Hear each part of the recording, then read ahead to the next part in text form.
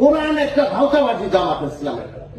ম্যাডামের সাথে সম্পর্ক ছিল, আমাদেরকে কোন অঙ্গ সংগঠন করতে দেয় নাই, কোন সহায়ক দিছে এই জামাত ইসলামের ভয়কে আমাদের দল থেকে কোন সহায়ক দিছে, র্যাব দিয়ে শেষ করে দিছে।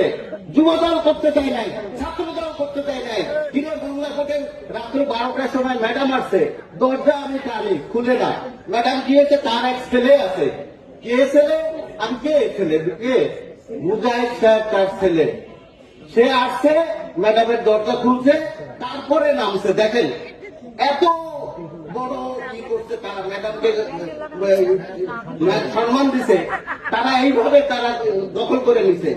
স্টেজে যাবেন ওই সময়, ম্যাডামের ওই সময় ভোরবেলা ফজরের নেওয়ার সময় যে দেখবেন যে তারা দখল করে এসছে, সামনের কাতারে সব দখল করে আছে। বিএনপিদের কোনো পাত্তা ছিল না। আর তারা এখন কয় মহিলাদের নেতৃত্ব কি না যায়, না যায়।